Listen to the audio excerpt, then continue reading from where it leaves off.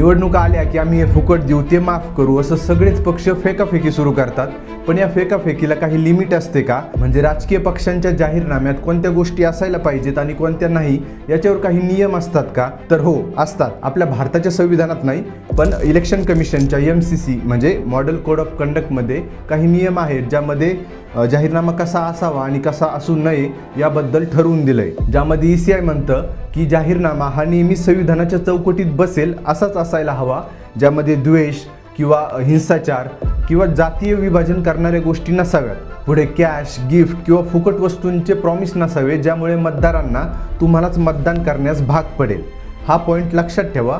शक्यतो या निवडणुकीमध्ये या पॉईंटचे व्हायोलेशन होत आहे, ते मी तुम्हाला शेवटी सांगतो. पुढचा नियम आहे की लोकांच्या पैशांचा वापर बेजबाबदारपणे कोणत्याही गोष्टीसाठी केला जाणार नाही, हे राजकीय पक्षांनी लक्षात ठेवावे. आता हे आहेत काही जाहीरनाम्याबद्दल ECIचे नियम.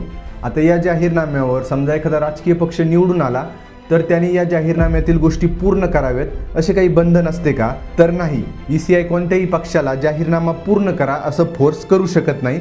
आणि सुप्रीम कोर्ट सुद्धा म्हणतं की जाहीरनामा हा एक राजकीय स्वातंत्र्याचा भाग आहे, त्यामुळे मतदारांनी स्वतःच्या सतसत विवेकबुद्धीचा वापर करून ठरवावे की कोणत्या पक्षाचा जाहीरनामा चांगला आहे व कोणता पक्ष तो पूर्ण करू शकेल. आता मी तुम्हाला कॅश आणि गिफ्टचा एक पॉईंट लक्षात ठेवण्यास सांगितला होता. का? तर 15 तारखेला महानगरपालिकेचे मतदान आहे आणि त्याच्या फक्त 2 दिवस आधी म्हणजे 13 तारखेला राज्य सरकार लाडकी बहीण योजनेमधून लाभार्थी महिलांना त्यांच्या खात्यावर प्रत्येकी 3,000 रुपये टाकणार आहे. आता ही एक योजना जरी असली तरी निवडणूक आयोगाच्या त्या नियमाचेही उल्लंघन करत आहे.